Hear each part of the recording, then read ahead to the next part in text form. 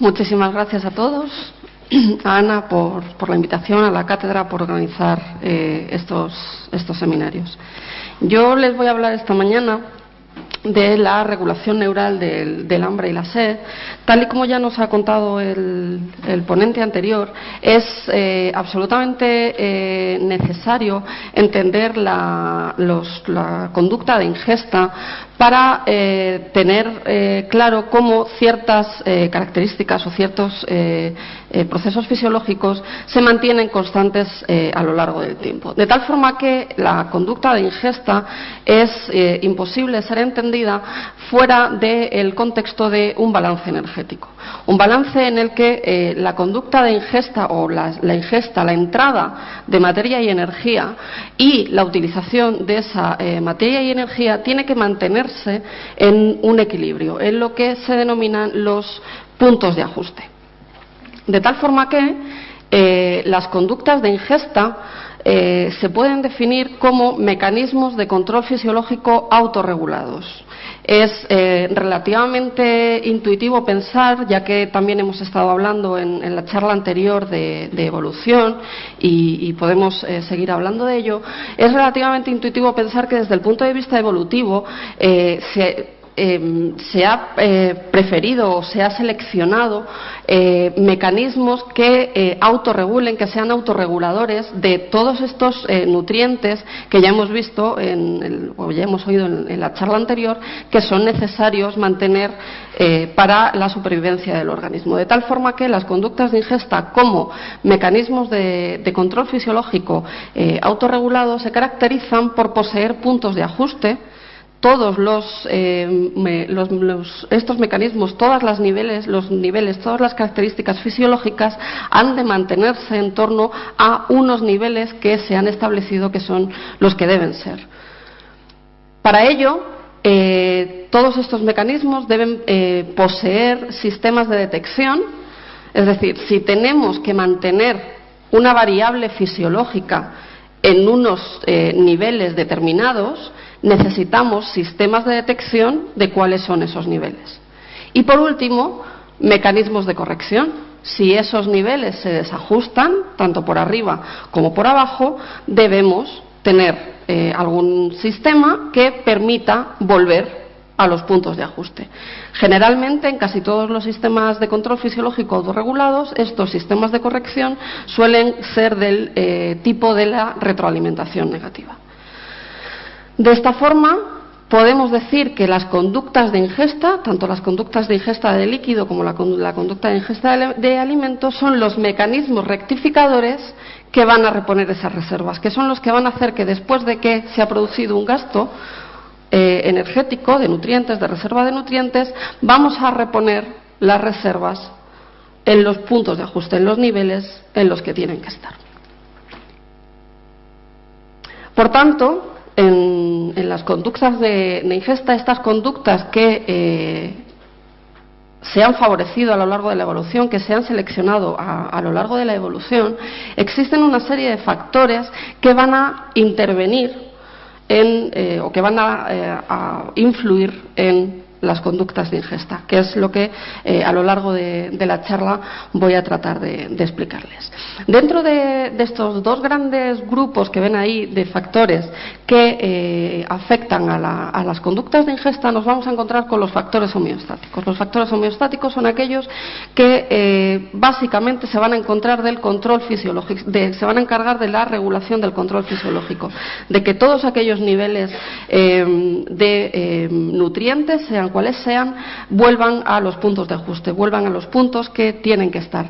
Mientras que los factores no homeostáticos, de los cuales vamos a hablar más ampliamente en la conducta de ingesta de alimentos, se refieren a muchos más factores ambientales que tienen que ver con las conductas que llevamos a cabo. Por tanto, si nos atenemos a los factores homeostáticos, vamos a definir qué es homeostasis.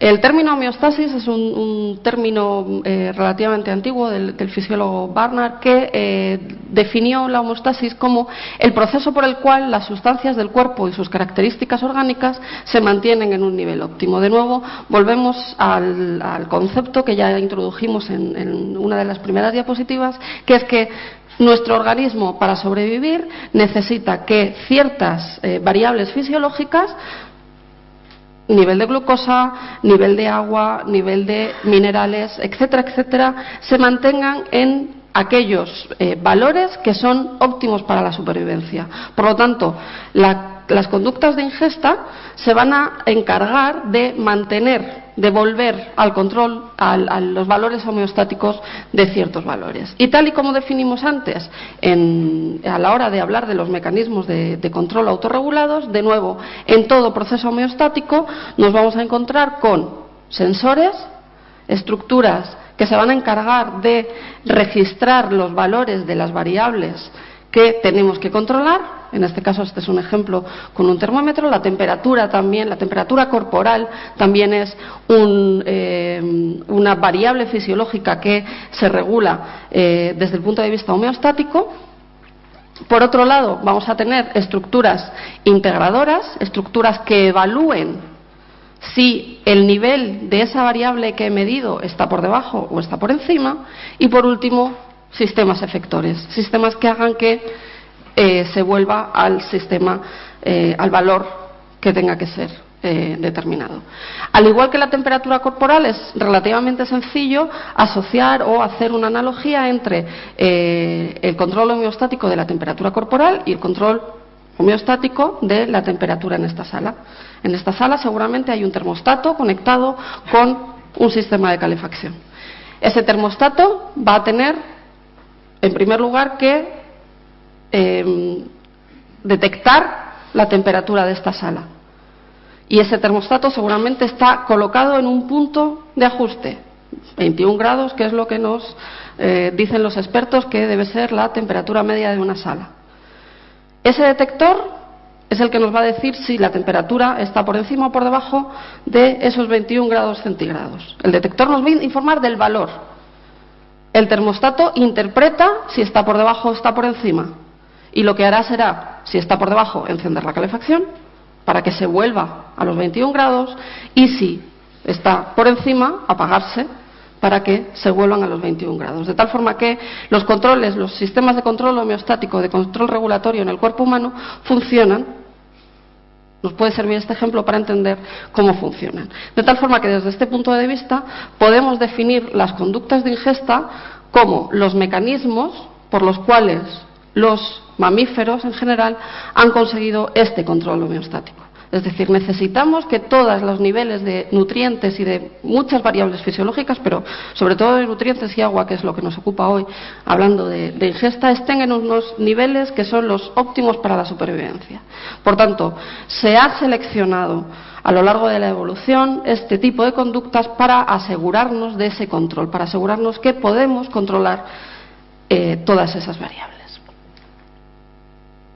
Bien, pues vamos, por tanto, en primer lugar a hablar de las conductas, la conducta de ingesta de líquidos, y he preparado esta exposición y voy a contarles los mecanismos de ingesta siguiendo el mismo esquema que hemos visto en el control homeostático. Vamos a hablar de cuáles son las estructuras encargadas de la detección de esos niveles, cuáles son las estructuras encargadas de la integración de la información y cuáles son las estructuras efectoras. En el caso de los líquidos, de aquel 70% que se supone que que es líquido de nuestro cuerpo, ese 70% de nuestro cuerpo que es líquido, se distribuye como ven en esta diapositiva. Aproximadamente 2/3 del líquido de la composición de líquido total de nuestro cuerpo se corresponde con el líquido intracelular, y el tercio restante se divide entre el líquido intersticial, el líquido extracelular y el plasma sanguíneo. De todos estos líquidos, los que están bajo control homeostático son precisamente estos dos.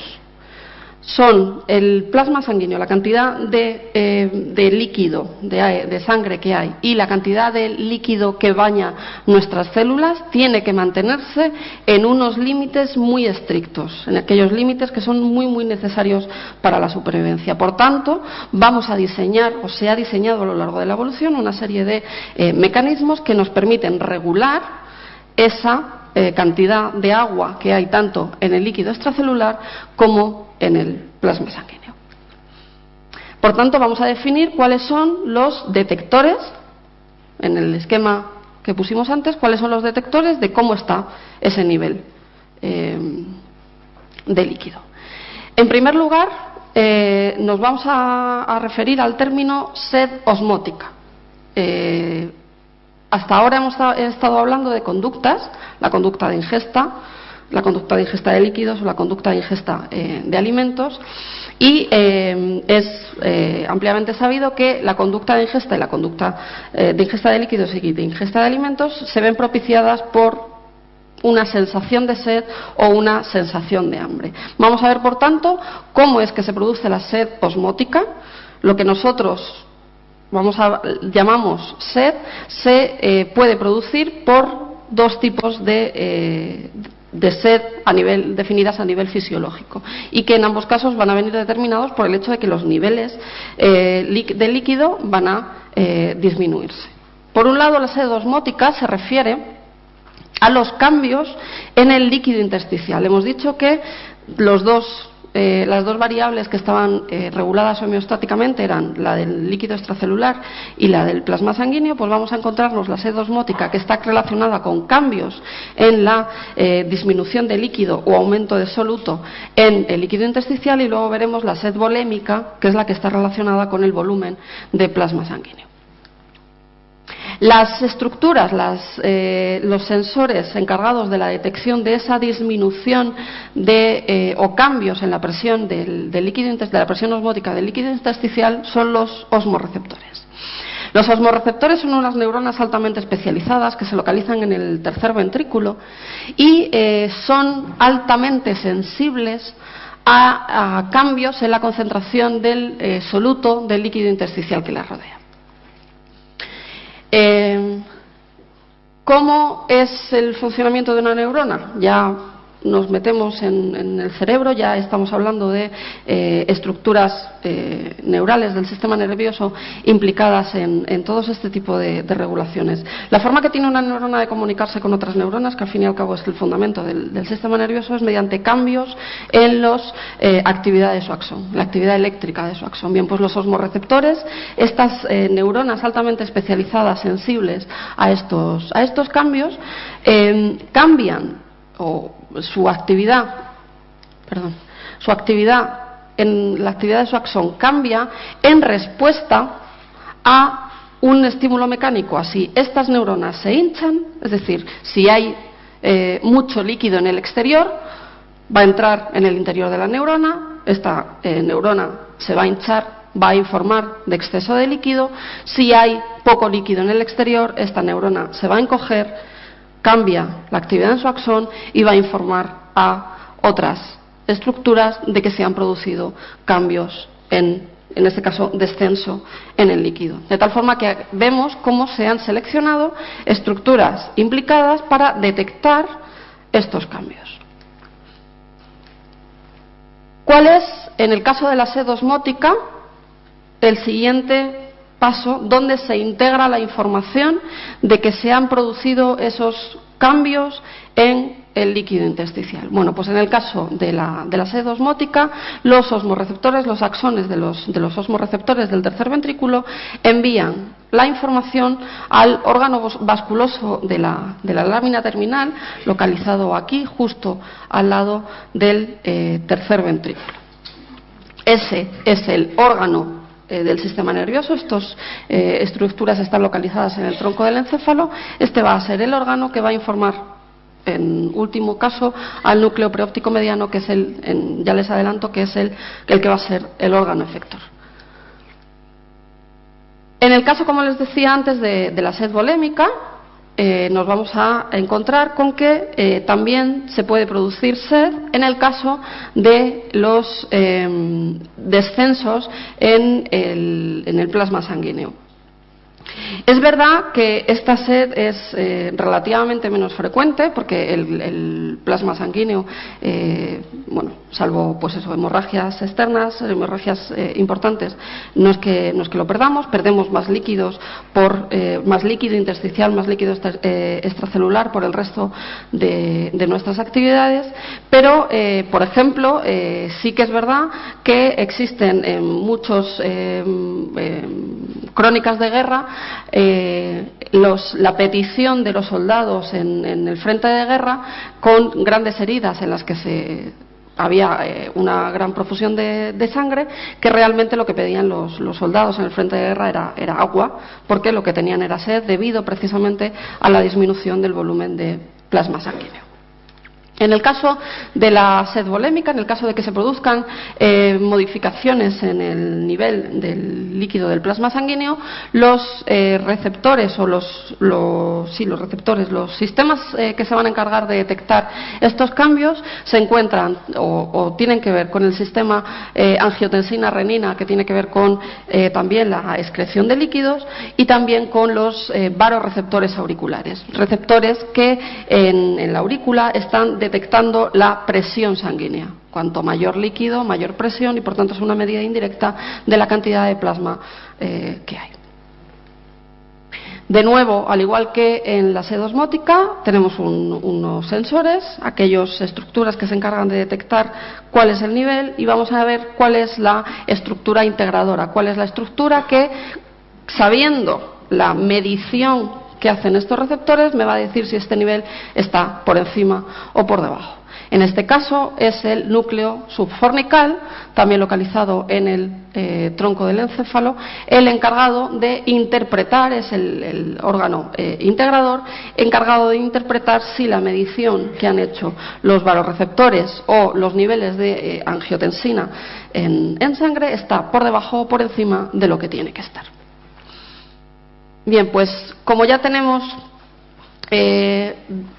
detectado e integrado, medido el nivel, sabemos si está por encima o por debajo del nivel que tiene que ser, vamos a definir ahora cuál es el órgano efector. El órgano efector, el que va a producir o que va a desencadenar la conducta de ingesta de líquidos, es el núcleo preóptico mediano. Al núcleo preóptico mediano le van a llegar información tanto del órgano subfornical, que es el que hemos dicho que está implicado en la integración, en el procesamiento o en la detección, en la información, en el procesamiento de la información de la sed volémica. Al núcleo preóptico mediano también le llegan la información de los osmorreceptores del órgano vasculoso de la lámina terminal, de tal forma que una vez que se ha medido, una vez que se ha integrado y se sabe si está por encima o por debajo, ya sea por sed volémica o por sed osmótica, el núcleo preóptico mediano es en último término, en el hipotálamo, es en último término o en primer término el responsable de que se desencadenen conductas de ingesta de líquidos, que se desencadene la bebida. De tal forma que en la ingesta de líquidos, en la conducta de ingesta de líquidos, son básicamente importantes, o no vamos a entrar en demasiado detalle, más que los factores homeostáticos. Es decir, en la conducta, en la ingesta de líquidos es una ingesta o una conducta relativamente sencilla, que podemos explicar casi en su totalidad desde el punto de vista homeostático, desde el punto de vista de el mantenimiento de las variables fisiológicas. Eso no ocurre, como vamos a ver a continuación, con la ingesta de alimentos. La ingesta de alimentos, que es la conducta de ingesta de alimentos, es mucho más complicada que la conducta de ingesta de líquidos. No solo por el hecho de que haya otros factores que están influyendo en esta conducta, sino también porque en el caso de la conducta de ingesta de líquidos, en el caso de la bebida, hay un único valor que tenemos que controlar: nivel de agua. Ya está. Si este va por encima, si este va por abajo, independientemente de que vaya por el lado del líquido intersticial o independientemente de que vaya por el plasma sanguíneo. Solo hay un valor que ha de mantenerse en unos niveles óptimos. En el caso de la ingesta de alimentos, hay muchísimos más valores, todos los nutrientes, a cualquiera de los niveles que se nos puedan ocurrir, todos los nutrientes son los que tienen que estar regulados en sus niveles óptimos. Pero además, como bien nos ha contado también el profesor Laborda en la primera de las charlas, la reposición, la conducta de ingesta de bebida, la conducta de ingesta de líquidos, la bebida, directamente repone esos niveles que han quedado por debajo. Cuando bebemos agua, ese agua va casi directamente a reponer donde ha hecho falta. Eso no ocurre en el caso de la ingesta de alimentos y, como ya hemos visto, la ingesta de alimentos es un proceso costoso, es un proceso, la utilización de los nutrientes que provienen de la ingesta de alimentos, primero han de ser digeridos. Y en la ingesta de alimentos, para entender la conducta de ingesta de alimentos, tenemos que tener claro que se producen dos grandes fases en el aprovechamiento de los nutrientes. En primer lugar, se produce la comida, la fase de absorción, y esta ha de ser digerida y almacenada. Y aquí tienen las distintas reservas, el glucógeno, las reservas de glucógeno en hígado, que serán responsables o serán reserva de glucosa, entre otros, por ejemplo, para ese órgano tan costoso que ya hemos visto que es nuestro cerebro, o para los músculos, la energía de los músculos, que también procede de los triglicéridos, del tejido adiposo, etcétera. Bien, pues si hemos definido sed, aquello que impulsa a beber, ahora nos tocaría definir por qué comemos. Y nos ha quedado relativamente claro que bebemos porque se ha producido un descenso del nivel de agua óptimo que necesita el cuerpo para la supervivencia, y hemos dicho que en casi su totalidad podemos explicar la conducta de ingesta de líquidos así, recuperación de niveles fisiológicos. Como les decía antes, esto no va a ser igual en el caso de la ingesta de alimentos. Es verdad que sí que vamos a tener factores homeostáticos. De nuevo, es verdad que la conducta de ingesta de alimentos, en último término, lo que persigue es que los niveles de diferentes nutrientes se mantengan en sus niveles óptimos, y vamos a distinguir señales a corto plazo y señales a largo plazo, señales o factores que van a hacer que esa regulación homeostática se produzca a corto o a largo plazo. Pero, como ya nos ha dicho también el profesor Laborda en esta primera ponencia, y como seguro ustedes saben, existen otros muchos factores no homeostáticos que están influyendo a la hora de poder explicar por qué se produce la conducta de ingesta, como son los factores que tienen que ver, los factores ambientales. Llega la hora de comer, a todos nos suenan las tripas, factores cefálicos, factores que tienen que ver con cómo percibimos los alimentos, si entramos en casa y huele a comida, nos entra hambre, y por último, no por ello menos importante, el valor hedónico, el incentivo positivo que tiene la comida, el hecho de que la comida también es fuente de placer. Vamos, pues, por tanto, a distinguir en primer lugar los factores homeostáticos y estudiar cuáles son las estructuras neurales implicadas en el procesamiento o en el control homeostático de la conducta de ingesta de alimentos. Bien, como les decía, entre los factores homeostáticos que podemos encontrarnos se encuentran los de corto plazo, las señales periféricas que nos informan de esas bajadas de nutrientes y hormonas, y señales anticipatorias, señales de que llega el momento de comer. Y por último, o por otro lado, dentro de los factores homeostáticos también se encuentran las señales a largo plazo. Es decir, las señales a corto plazo, los factores que regulan la ingesta a corto plazo son aquellas que se encargan de regular la ingesta de alimentos diaria, aquella que dice que las reservas que tenemos circulando están bajando, por tanto hay que comer, mientras que las de largo plazo son aquellas que vienen determinadas por el hecho de que el ayuno se prolonga y se movilizan las reservas en adipocitos, en tejido adiposo y en el glucógeno hepático.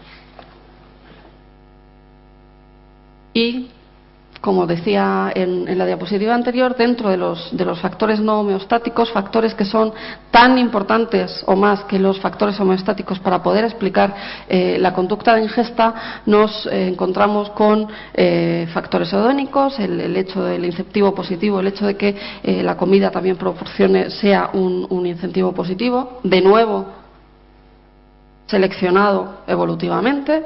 La conducta de ingesta, el comer, es una conducta absolutamente necesaria para la supervivencia del individuo, por tanto hay que seleccionarla, y de qué manera sino asociándole también un placer.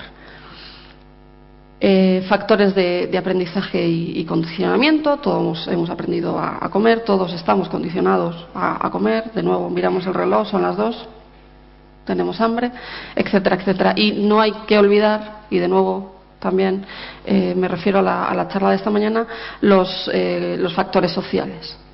Absolutamente, o casi la gran mayoría de nuestras reuniones sociales se acompañan de comida. Quedamos a tomar café, no quedamos a charlar, quedamos a tomar café. Nos reunimos a celebrar una boda y la celebramos con un banquete, ¿vale? Es prácticamente imposible entender la gran mayoría de las conductas sociales del ser humano sin que estén asociadas con la comida. Bien, pues si nos referimos a los factores homeostáticos y hablamos de estos factores homeostáticos en aquellas señales a corto plazo, ese hambre diaria que tenemos, podemos definir hambre o cuáles son los estímulos para que se desencadene la sensación de hambre, que son los descensos de nutrientes, ya lo hemos dicho. Si en el caso de la ingesta de líquidos, la conducta de ingesta de líquidos, la conducta de bebida se elicita por descensos en los niveles de agua, la conducta de ingesta de alimentos, la comida, se va a elicitar por el hecho de que se produzcan descensos en los nutrientes, ya sean hidratos de carbono. De nuevo me refiero a la complejidad de la conducta de ingesta, por el hecho de que hay muchos niveles que hay que controlar: el nivel de hidratos de carbono, el nivel de grasas, el de vitaminas, minerales, etcétera. Y dentro de todos ellos parece ser que la bajada de azúcar, la bajada de glucosa en sangre es el estímulo que más potencia, que más elicita la sensación de hambre. Si ya sabemos que esta es la bajada de estos nutrientes lo que va a provocar la conducta, vamos a ver los sensores, vamos a ver los detectores de estas bajadas, de estos niveles.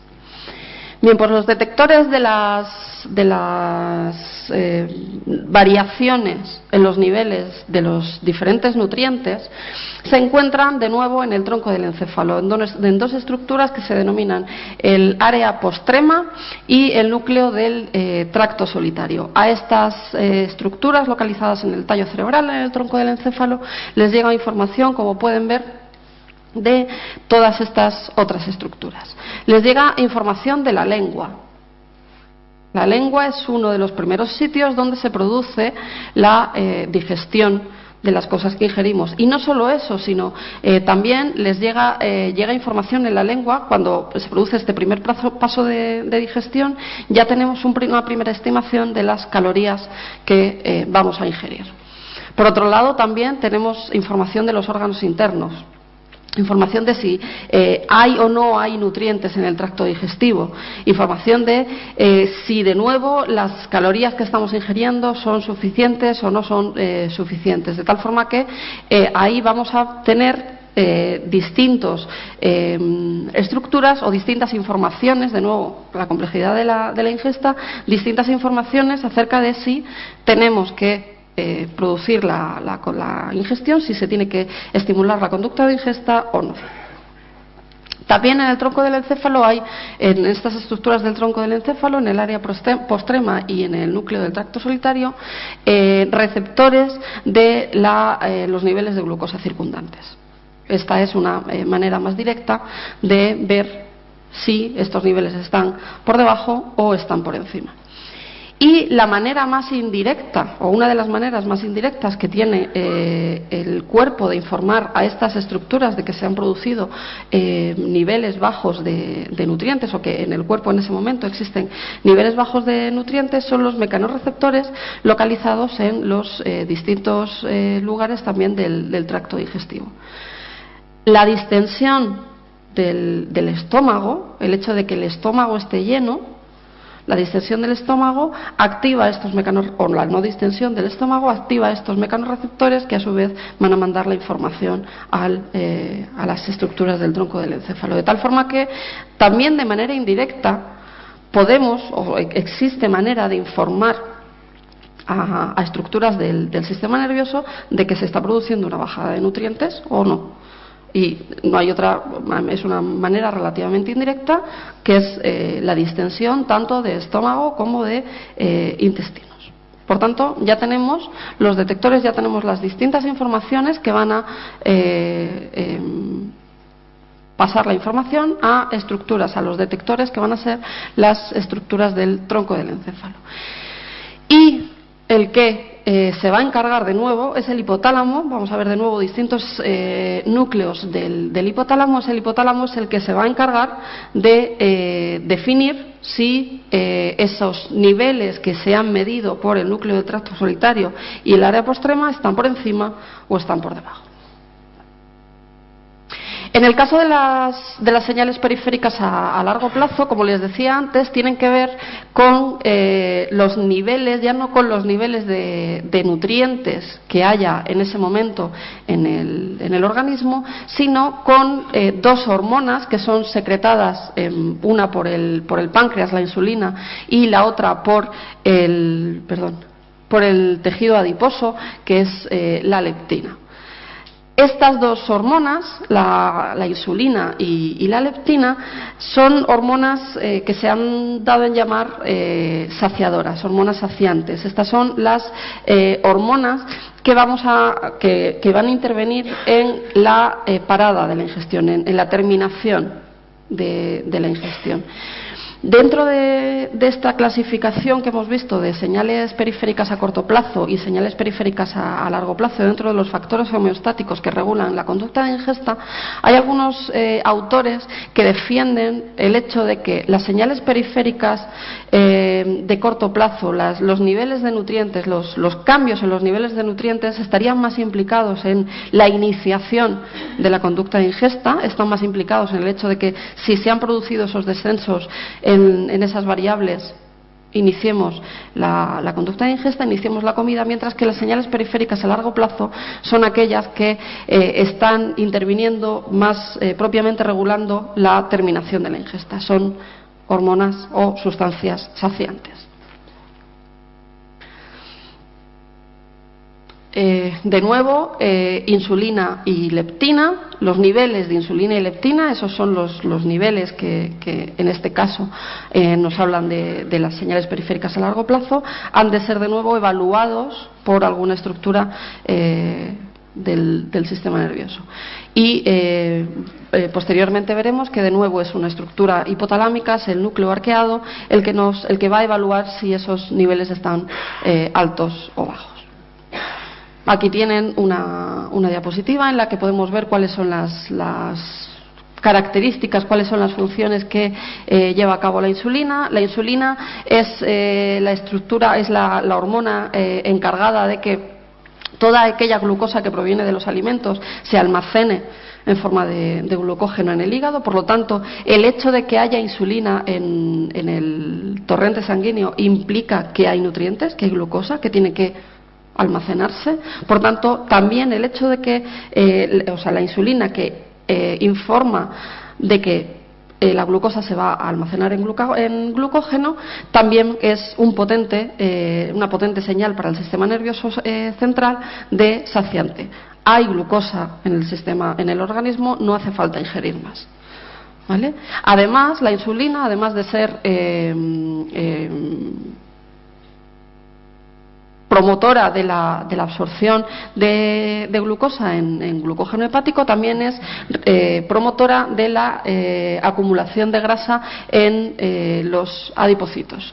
Y a su vez de la síntesis de leptina por parte del tejido adiposo. Por tanto, es una hormona que, además de su actuación por sí sola como molécula saciante, también es una molécula que se conoce como saciadora por el hecho de que promueve la síntesis de otra, digamos, la más importante de las moléculas saciantes, de las moléculas anorexigénicas.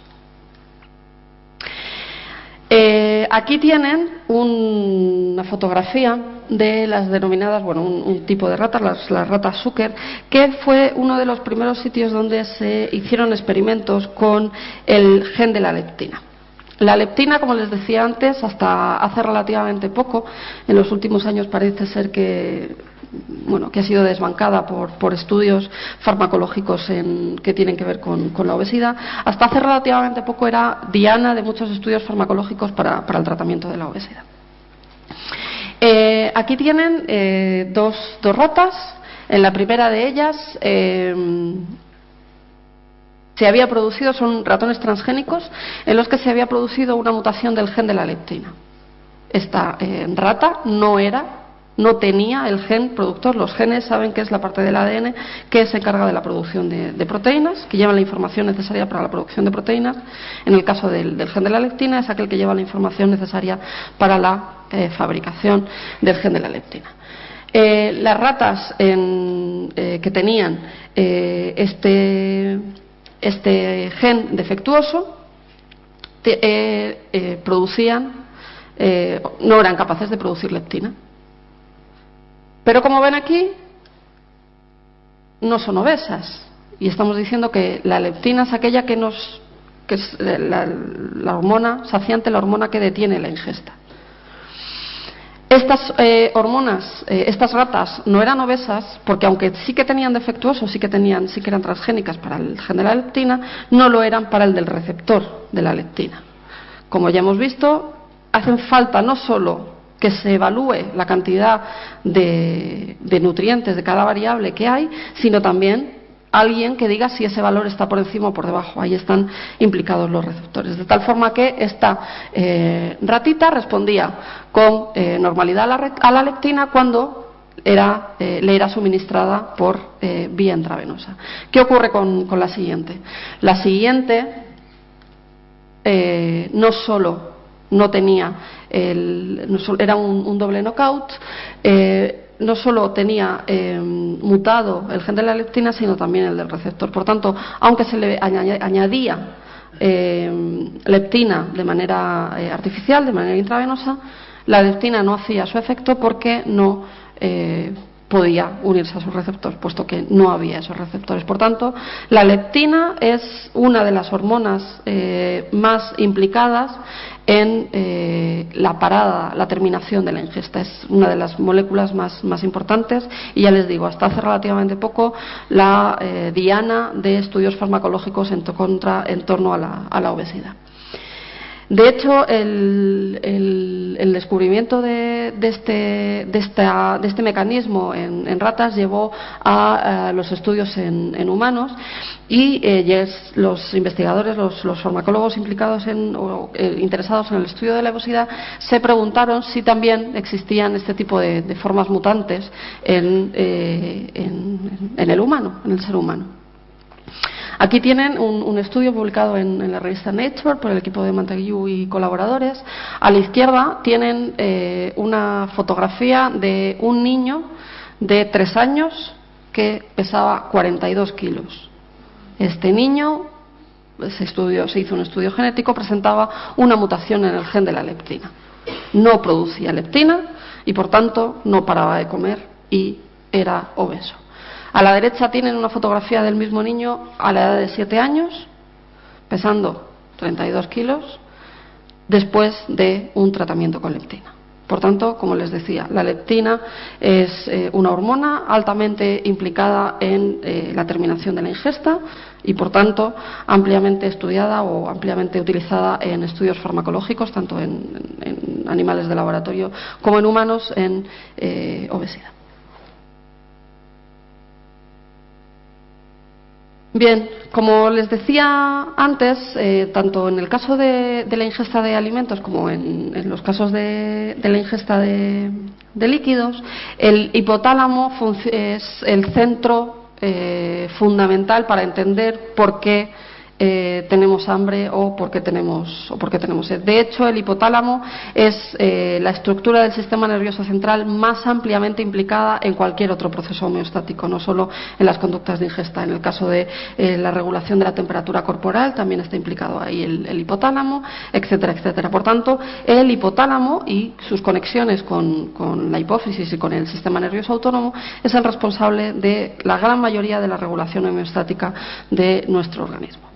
En los años 40 se hicieron diferentes experimentos para localizar dentro del hipotálamo. El hipotálamo es una estructura diencefálica que está formada por una gran cantidad de núcleos, y en los años 40 se hicieron una serie de estudios, una serie de experimentos que pretendían buscar cuáles de todos esos núcleos hipotalámicos estaban implicados en las conductas sobre todo de ingesta de alimentos, y sobre todo en eso que les estaba hablando durante este pequeño rato, que tiene más que ver con la ingesta de alimentos, que es la iniciación y la terminación de la comida.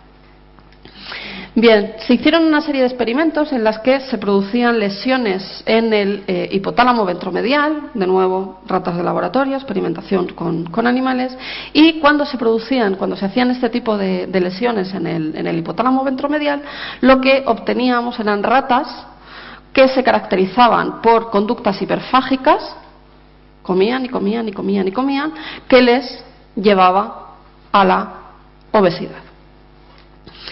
Si esto que tenemos aquí es una representación, quiere ser una representación esquemática de la gran cantidad de núcleos, todos estos núcleos hipotalámicos están implicados en la conducta de ingesta: núcleo paraventricular, hipotálamo lateral, núcleo dorsomedial, núcleo ventromedial, núcleo arcuado, todos ellos en torno al tercer ventrículo. Si cuando lesionamos el hipotálamo ventromedial las ratas se comportan de esta forma, es decir, no paran de comer y se vuelven obesas, estos experimentos de lesiones hipotalámicas de los años 40 llegaron a postular que el hipotálamo ventromedial era el centro de la saciedad. Es ahí donde llegaban todas las informaciones que decían que había que parar de comer. Cuando los lesionábamos no funcionaba, las ratas no paraban de comer, por tanto se le llamó al hipotálamo ventromedial centro de la saciedad. Nos queda por buscar, entonces, si tenemos claro que todo está en el hipotálamo, parece ser que el hipotálamo ventromedial es el centro de la saciedad. Vamos a ver cuál es el centro del hambre.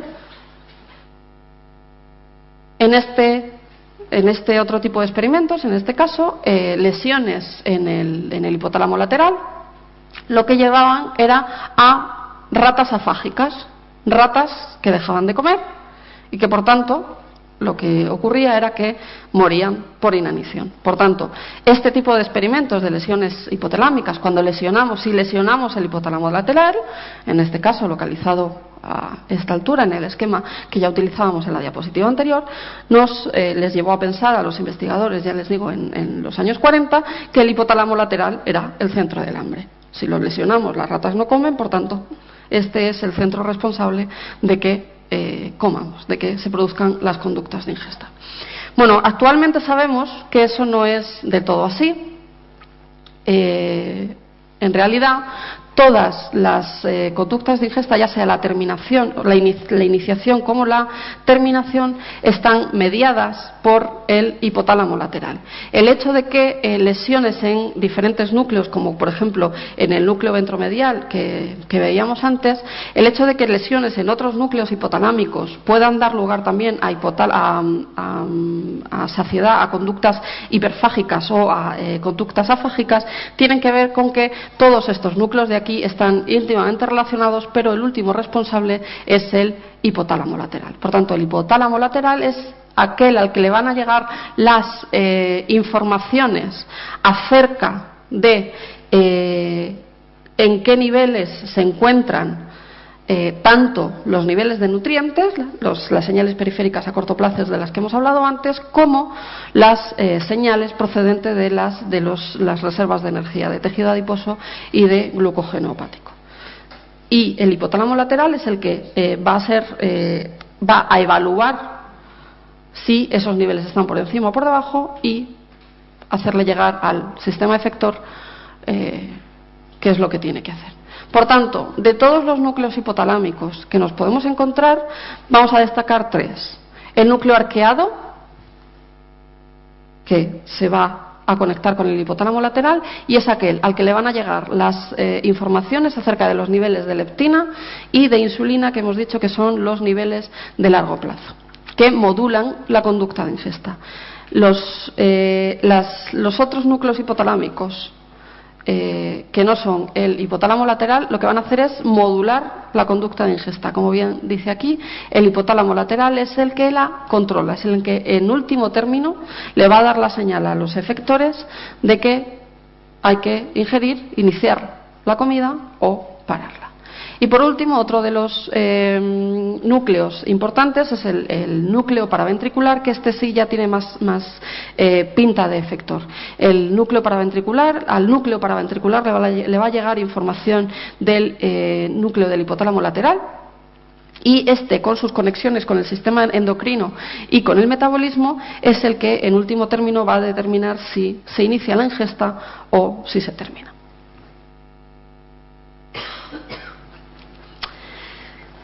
Si el hipotálamo lateral es el controlador, el centro que controla la ingesta de alimentos, ya sea su iniciación, el hecho de que comencemos a comer o el hecho de que terminemos de comer cuando estamos saciados, lo hace a través de una serie de moléculas.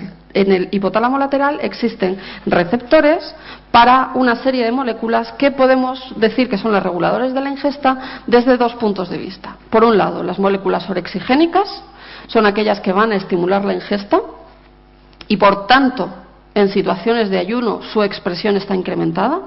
Las moléculas orexigénicas, las moléculas que nos van a hacer que comencemos a comer, sus niveles están altos en la fase de ayuno. Y, por otro lado, las moléculas anorexigénicas, que son aquellas que inhiben la ingesta, y su expresión, por supuesto, está disminuida en la fase de ayuno. En la fase de ayuna no vamos a dejar de comer, lo que tenemos que hacer es estimular la ingesta. Y como les decía antes, tanto las moléculas orexigénicas como anorexigénicas van a regular la expresión de neuropéptidos hipotalámicos, la expresión de moléculas, de hormonas del hipotálamo, que en última instancia lo que van a hacer es mover el sistema endocrino, mover el metabolismo y mover el sistema nervioso autónomo a la conducta de iniciación de la comida o a la conducta de terminación de la comida. Hay una gran cantidad de moléculas, ya les decía antes, que hasta hace relativamente poco muchas de las investigaciones desde el punto de vista farmacológico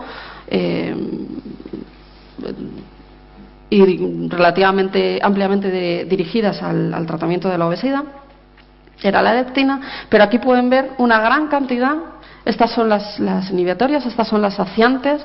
Hay una gran cantidad de moléculas implicadas en la terminación de la ingesta, en la saciedad. Y otra, también gran cantidad, pero no tan larga, de moléculas excitadoras de la ingesta, moléculas que estimulan de la ingesta. En el día de hoy nos vamos a centrar solo en unas poquitas, se lo prometo.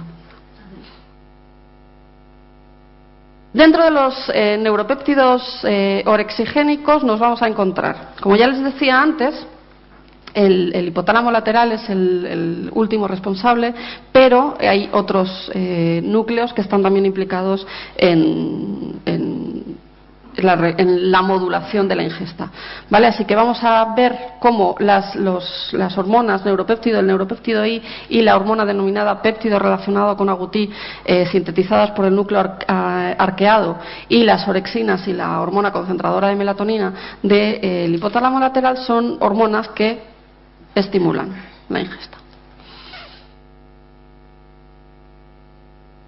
Estas, como les decía, están sintetizadas por el hipotálamo lateral y, por tanto, si son moléculas que van a estimular la ingesta, su síntesis se ve acrecentada en ocasiones de ayuno. ¿Qué van a hacer estas neuronas? Las neuronas que producen, que sintetizan estas dos hormonas.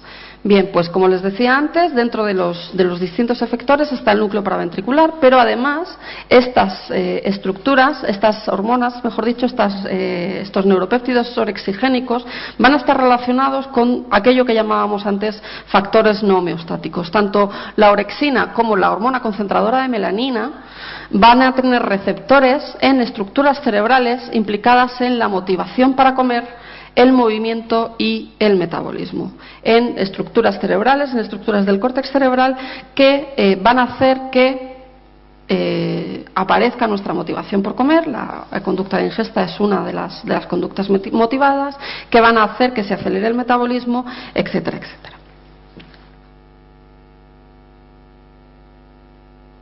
Aquí tienen los algunos de los sitios donde van a ir, que son diana de las moléculas hormona concentradora de melanina y orexina del hipotálamo lateral. Tanto en el tálamo como en la sustancia gris perioconductal, como en la formación reticular, como en el locus ceruleus o en neuronas de la médula espinal que controlan el sistema nervioso autónomo, en todas esas estructuras del sistema nervioso central van a haber receptores para estas moléculas que en último término van a desencadenar la conducta de ingesta de alimentos.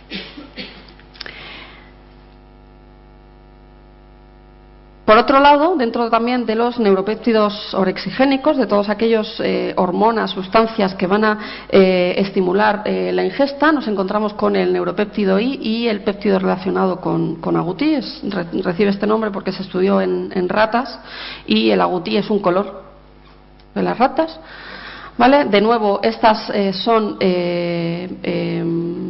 hormonas orexigénicas, hormonas que estimulan la ingesta, neuropéptido I y proteína asociada al agouti, liberadas por el núcleo arqueado, sintetizadas por neuronas del núcleo arqueado, las cuales a su vez son inhibidas por la leptina. La leptina, ya hemos dicho que era una hormona saciante. La leptina también ejerce su efecto inhibiendo las moléculas orexigénicas.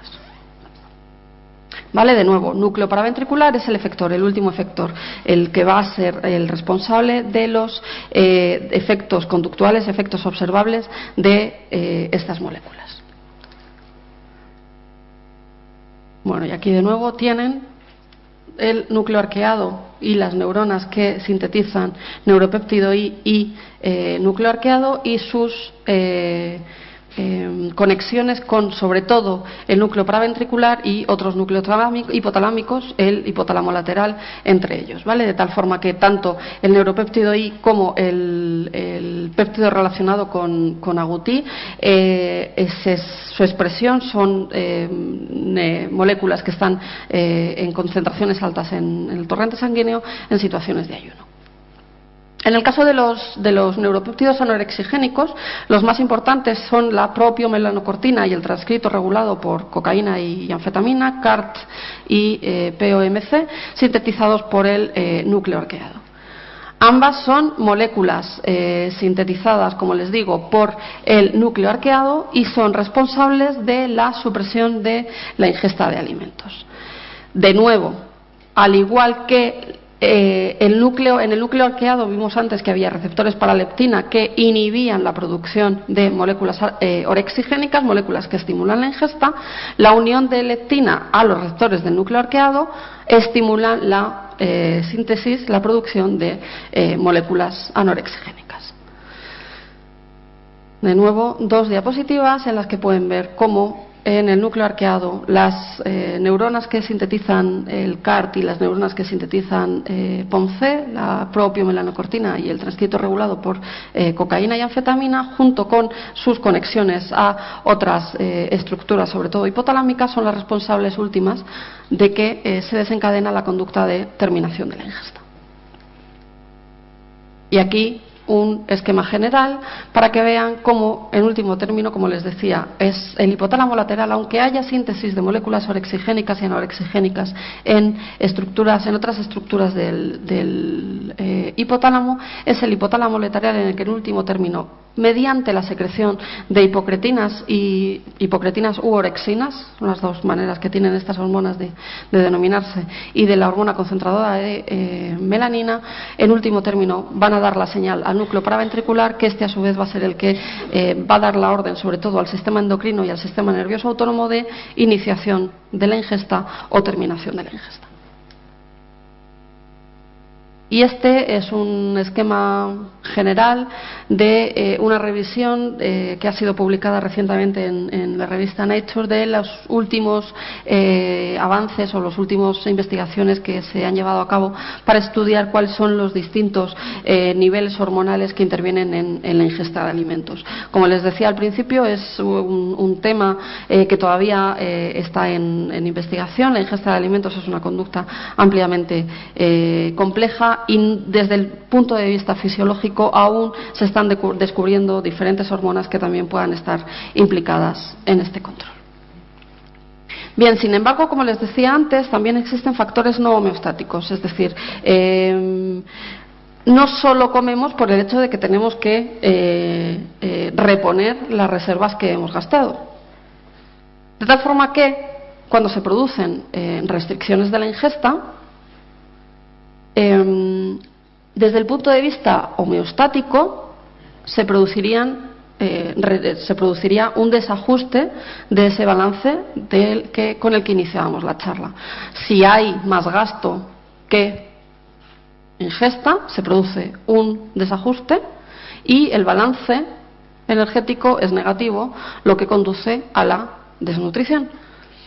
Por otro lado, si aumenta la motivación por comer, si el hecho de que la ingesta se produzca de manera excesiva, de nuevo se produce un desajuste, un desbalance, y cuando el gasto es menor o cuando la ingesta es mayor que el gasto, el punto de ajuste energético, el punto de ajuste homeostático varía y se producen balances positivos y, en último término, obesidad. Sin embargo, no todos como les decía, no todos las conductas de ingesta, no todas pueden ser explicadas desde el punto de vista de la homeostasis. De tal forma que, en la gran mayoría de los casos, se producen pérdidas de los ajustes homeostáticos. La homeostasis es, tal y como lo definimos antes, la homeostasis lo que pretende es mantener estables los niveles de los distintos nutrientes, esas variables que tienen que ser óptimas para la supervivencia, independientemente de los cambios. ¿Que comemos más? ¿Que comemos menos? En distintas épocas de la vida, a lo largo del día, etcétera, etcétera, se producen un montón de cambios que afectan, o que deberían afectar a las variables de los distintos nutrientes de los que hemos hablado. Sin embargo, no siempre se mantienen esos valores homeostáticos, es decir, no siempre se mantienen estables o no siempre se puede perseguir la estabilidad que persigue la homeostasis. De tal forma que cuando se producen pérdidas de los puntos de ajuste homeostático es cuando interviene otro proceso que es la alostasis. Y la alostasis es, en el mismo sentido en el que podemos explicar la homeostasis de variabilidad, de mantenimiento de la estabilidad, la alostasis es el mecanismo que nos permite responder a los cambios y que nos permite adaptarnos a esos cambios que se van a producir y que no siempre es fácil mantener desde el punto de vista homeostáticos. El término alostasis o la carga alostática lo que nos va a permitir es desarrollar una serie de mecanismos alternativos para acostumbrarnos a los cambios. ¿Cuáles van a ser esos factores que están más implicados en la alostasis? ¿Cuáles son aquellos factores que intervienen de los que ya hemos hablado al principio? Bueno, pues por supuesto factores ambientales, por ejemplo las cualidades estimulares de la comida. Comemos, como les decía antes, porque las cualidades estimulares, las cualidades sensoriales de las comidas desencadenan en nosotros la necesidad de comer o las ganas de comer desde el estímulo olfativo, como les decía antes, el hecho de que olamos una comida rica, o el hecho de que, por ejemplo, los platos, la comida tenga un aspecto sugerente. No solo que la comida huela bien o que la comida esté bien presentada o parezca bonita, no solo interviene en esa necesidad de hambre, sino que, no, mejor dicho, no es que no solo, sino que la forma en la que tienen los estímulos, las cualidades estimulares de la comida de estimular la ingesta, es porque son informativos de la cantidad de calorías que podemos ingerir. Por otro lado, también tenemos, como decía al principio, los ritmos biológicos, el condicionamiento, los factores de aprendizaje y condicionamiento que están asociados a la comida. El hecho de que son las 2 y comemos, o como decíamos, las conductas sociales. El hecho de que prácticamente cualquier cosa que celebramos, cualquier cosa que implica una reunión social, está acompañada de comida. Y por último, también, como decíamos, el hecho de que la comida tiene un valor hedónico, tiene un valor de placer, y se considera como un incentivo positivo. Esto que tienen aquí es una diapositiva, es una representación del circuito de refuerzo, del denominado circuito mesotelencefálico, en cuyo funcionamiento la dopamina es el neurotransmisor principal, y, como ven ahí, entre sus funciones está la motivación, la recompensa, el placer, la compulsión, etcétera. Es decir, es el sistema, el circuito que a lo largo de la evolución en nuestro cerebro se ha desarrollado para motivar, para incentivar aquellas conductas que son necesarias para la supervivencia. Y ninguna mejor que la conducta de ingesta. Bueno, pues la comida estimula el circuito de refuerzo. En un experimento de Wilson bueno, este es un review del 95, pero el experimento es de Nomikos y colaboradores, en el que pusieron a una rata en una jaula como esta que ven aquí, en la que de vez en cuando se le permitía pasar de un compartimento a otro, y estudiaron los niveles de dopamina segregada por ese circuito de refuerzo. Ya les digo, cuanto más dopamina segregue el circuito de refuerzo, el circuito mesotelencefálico, más placer siente el animal. Bueno, pues lo que observaron estos experimentadores es que cuando en el compartimento 1 la rata estaba sin comer, y en el compartimento 2 lo que le daban era o agua estábamos en el periodo de extinción. Bueno, pues cuando en el segundo compartimento había un líquido alimenticio sustacal, la liberación de dopamina por parte de las ratas que habían estado sin comer aquí, pasaban aquí, se veía claramente aumentada. De tal forma que esta fue la primera evidencia de que la comida estimula el circuito de refuerzo. Por tanto, es una conducta que ha sido también seleccionada y que tiene, o que puede ser caracterizada porque responde a incentivos positivos desde el punto de vista del sistema de refuerzo. Por tanto, el hecho de que la comida nos proporciona placer es otro de los factores no homeostáticos, otro de los factores alostáticos que hace que no siempre, o que se produzcan cambios en los factores homeostáticos. Ya para terminar, podemos decir que desde el punto de vista o la conducta de ingesta de alimentos, sobre todo, como les decía al principio, sobre todo la conducta de ingesta de alimentos, aunque es verdad que también la ingesta de líquidos se produce en situaciones, por ejemplo, de social, o por ejemplo la ingesta de algunos líquidos, sobre todo los que tienen alcohol, están implicados en el circuito de refuerzo y en las adicciones, pero lo más estudiado es en el caso de la ingesta de alimentos, en los que las distintas variantes que podemos encontrarnos, y seguro que luego el profesor Vicente Molina nos hablará, las distintas variables, las distintas patologías que podemos encontrarnos asociados a la conducta de ingesta, se encuentran relacionadas con el equilibrio que se pretende conseguir en el control homeostático, desde el control homeostático y desde el control alostático. El control alostático es el hecho de que se pierdan los puntos de ajuste homeostáticos, los que conducen a la adaptación, y esa adaptación en muchos casos conduce a la patología. Y con esto acabamos.